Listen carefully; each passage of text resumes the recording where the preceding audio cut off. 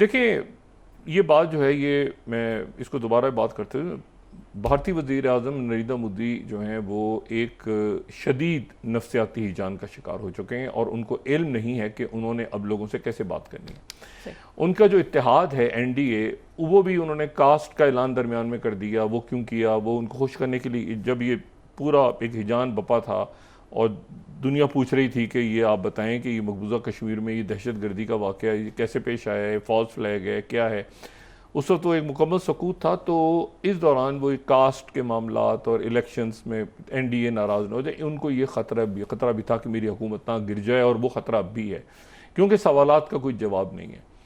और ये बात जो जयशंकर ने की है कि जी हमने पहले पाकिस्तान को बता दिया था कि जी हम एक हमला करेंगे और आपके जो है वो आप जवाब नहीं दीजिएगा हमें, और ये एक इन्होंने अजीब सी टोपी कराई है क्योंकि पाकिस्तान ने तो भरपूर जवाब दिया उसके बाद। तो अजीब से उन्होंने एक बात की है, तो वो जयशंकर भी फारिग हो गए।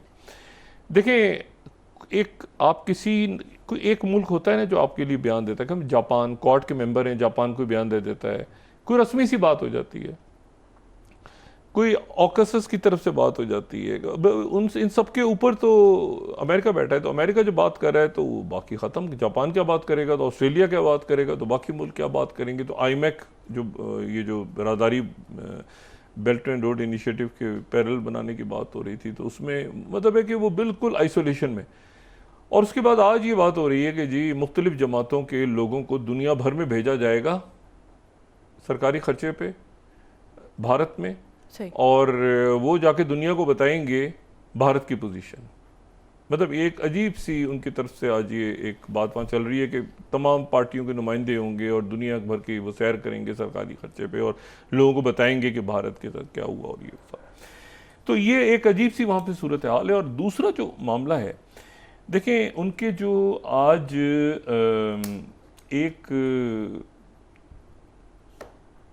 नायब वज़ीर आला हैं जगदेश देवदा। अच्छा, ये जो है ये इन्होंने एक बहुत ही अजीब सी, बीजेपी के हैं, इन्होंने एक ऐसा अजब बयान दिया है कि उससे ही अंदाज़ा हो रहा है कि इस वक्त जो नरेंद्र मोदी के कहने पे बयान दिए जा रहे हैं या ये बात किस तरह की जा रही है, मैं ये बात नहीं जानता। लेकिन ये है कि उनका जो बयान है ये बहुत ही अजब बयान है। और मैं यहाँ पे कोट कर रहा हूँ 26, पूरा मुल्क, पूरी फौज उनको नरेंद्र मोदी के पैरों में गिर जाना चाहिए। पूरा मुल्क, पूरी फौज उसको नरेंद्र मोदी के पैरों में गिर जाना चाहिए। ये उनके जो है वो डिप्टी सीएम कह रहे हैं, जगदीश देवदा। ये एक नई वहाँ पे कंट्रोवर्सी शुरू हो गई है। The Hindu, the times of India 26, इसी को फिर यहाँ पे देखें आप, कंट्री आर्मी बो, इंडियन एक्सप्रेस देखें ना 25, पहले इंडियन एक्सप्रेस को देखते हैं जरा। Nations army soldiers bowing at prime ministers feet. अच्छा, now Madhya Pradesh deputy CM lands BJP ने स्पॉट। यानी आप अंदाज़ा लगाएं कि जिसको देखें वो इस वक्त, क्योंकि मैंने आपसे कहा ना कि इस वक्त या तो मोदी सरकार गायब हो चुकी है, तहलील हो चुकी है, वो अपनी पार्टी को कुछ बता नहीं रही, तो सारे लोग ऑटो पे चले गए हैं। जिसके मुंह में जो बात आ रही है वो बोलता जा रहा है, चाहे मीडिया पे हो, चाहे इधर हो, चाहे गालम गलूच, वो एकदम से इतना बड़ा धचका है। अब कहते हैं शॉक जब लगता है ना, धचका, तो पहला जो इंसान का जो अमूमन नफ्सियाती जो उसका जो रिएक्शन होता है वो निगेशन होता है। सही। यानी कोई बुरी खबर सुनते ही जो है फौरी तौर पे पहली बात जो निकलती है वो कहते हैं नहीं, मतलब एक डिनायल होता है कि ऐसा नहीं हो सकता। इंग्लिश में भी होता है कि नो, ओ नो, मतलब पहला रिएक्शन जो होता है वो इंसान उसको तस्लीम नहीं करता। तो ये जो है ये अभी उस फेज में है। मतलब अब देखें, अक्सर कोई अचानक शॉक होता है तो बहुत से लोग जो है वो उसको एब्जॉर्ब नहीं कर पाते और कहते हैं नहीं ऐसा नहीं हो, ऐसा कैसे हो सकता है, ये तो नहीं, सवाल ही पैदा नहीं होता। तो ये एक बुनियादी तासुर होता है कि बुरी खबर जब जैसे मिलती है तो ये अभी उस शॉक की पोजीशन में है, डिनायल मोड में है। ये जो डिनायल मोड है इनिशियली, उसके बाद फिर उसके और फेजेस आते हैं जहाँ पर फिर जो है वो इंसान का जहन कबूल करता है रफ्ता रफ्ता, लेकिन ये अभी तक डिनाइल मोड में कि नहीं ऐसा हो नहीं सकता कि हमें शिकस्त हो चुकी, मतलब पूरी दुनिया भी कह रही है तो हमें, मतलब डिनाइल मोड से नहीं निकल पा रहे। अब उसमें जो भी आदमी है जिसके मुंह में जो बात आ रही है वो बोलता जा रहा है, बोलता जा रहा है, बोलता जा रहा है। और ये पहले उन्होंने कर्नल सूफिया के हवाले से बात की जो कि मुसलमान हैं, उसके हवाले से उन्होंने बात की, और द हिंदू ने फिर उसी विजय शाह के साथ ही मिला के खबर लगाई है कि ये after Vijay Shah MP 27th, after Vijay Shah MP deputy CM forces bowing down to Modi remarks पाकरो कांग्रेस डिमांड डिसमिसल। डिसमिसल क्या होना है, वो विजय शाह का डिसमिसल नहीं हुआ, FIR कट गई, लेकिन वो कोई कार्रवाई वगैरह नहीं हो रही, क्योंकि उसकी वजह ये है कि बिल्कुल इस वक्त जो है एक रोग स्टेट का को भारतीय वज़ीर आज़म बनाने पे लगता है तुल गए हैं कि मैं नहीं हूँ तो कुछ भी नहीं है, मतलब ये वाला इस वाले उसमें चले गए हैं ना। तो ये जो है ये सूरत हाल बड़ी एक तशवीशनाक है। इस पूरी सूरत हाल में दो बातें ऐसी हैं जो कि जो इनसे शायद मिस हो गई हैं। दो बातें, एक बात तो यह है कि इनका जो लुक ईस्ट और एक्ट ईस्ट पॉलिसी है वो तो मुकम्मल तौर पे, यानी आप देखें ना, बिम्स्टेक की तरफ से कोई बात नहीं हुई।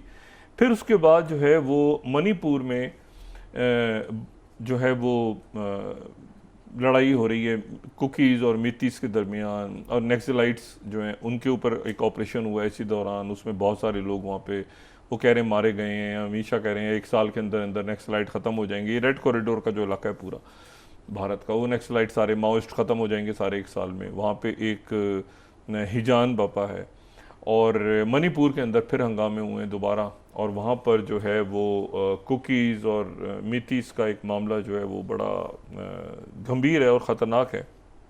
और ये मैं आपको एक बात बताऊँ, देखें मैं वही बात के जो ये 37 इंडियन एक्सप्रेस में आके कोट कर रहा हूँ, 10 militants killed 37 in Manipur Chandel near Myanmar border. Myanmar का जो बॉर्डर है वो हम अच्छी तरह से उसको समझते हैं कि म्यांमार का जो नक्शे में कि म्यांमार का जो बॉर्डर है ये मणिपुर कहाँ पे है, 7 सिस्टर्स कहाँ हैं, म्यांमार किधर है, उनका बॉर्डर कितना बड़ा लगता है साथ, वो नक्शा हम कई दफ़ा उसको डिस्कस कर चुके हैं।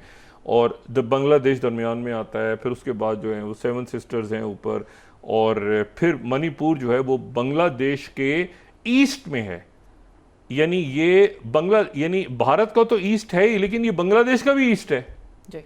यानी ये बांग्लादेश का भी ईस्ट या नॉर्थ ईस्ट है, ये सिर्फ भारत का नहीं है ईस्ट। तो जब बांग्लादेश अपने मशरिक की बात करता है तो मणिपुर उसमें आता है, क्योंकि मणिपुर भारत से अलग है बिल्कुल, और दरमियान में वो चिकन नेक है। ये नक्शा जो है ये बताता है आपको कि मणिपुर असल में बांग्लादेश के करीब है, दिल्ली से बहुत दूर है, दिल्ली से बहुत दूर है, बांग्लादेश के साथ उसका पड़ोस लगता है।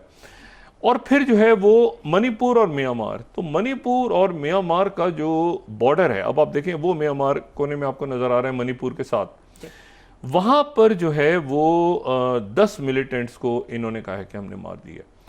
वो इनका वो जो पूरा इलाका है ना, मैं हमेशा ये बात कहता रहा हूँ, और ये आने वाले दिनों में शायद इनको अंदाजा होगा कि वो जो इनका पूरा इलाका है, चिकन नेक तो अब तो खुल के बात होने लगी, हम तो मेरे ख्याल से 5 साल से इसको डिस्कस कर रहे हैं, 6 साल से, चिकन नेक को और मणिपुर के इलाकों को और ये सारे। लेकिन ये है कि वो एक चीज़ जो है वो मिस कर गए हैं गालिबन नरेंद्र मोदी, और इन्होंने गौर नहीं किया। और वो गौर इन्होंने इस बात पे नहीं किया कि जो 9 मई को विक्ट्री परेड हुई है उसके हमने भी सारे मेहमान बयान किए थे कि उसमें जो है वो ब्राज़ील और वेनेज़ुएला और इजिप्ट और चाइना के शी जिनपिंग और सेंट्रल एशिया के और बाकी सारे, लेकिन उसमें एक शख्सियत ऐसी थी जिनको मेरे ख्याल से आज, चूँकि म्यांमार में ये म्यांमार बॉर्डर के ऊपर मणिपुर दोबारा वहाँ की सूरत हाल ख़राब हो रही है मणिपुर की, तो एक मुलाकात का इनको दोबारा बताने की ज़रूरत है कि 2 मुल्कों की क़यादतें जो हैं वो पहली दफ़ा उनकी मुलाकात हुई है जी। और ये जो मुलाकात हुई है ये 9 तारीख को जब विक्ट्री परेड थी, अज़ीमुश्शान विक्ट्री परेड जब प्रेसिडेंट पुतिन की वहाँ पे हो रही थी, तो उस दौरान जो है वो म्यांमार के जो मिन ऑन्ग ह्यान जो कि उनके मिलिट्री जनता को उनके हेड हैं, म्यांमार के, वो वहाँ पे मौजूद थे और उनकी पहली दफ़ा प्रीमियर शी जिनपिंग से मुलाकात हुई।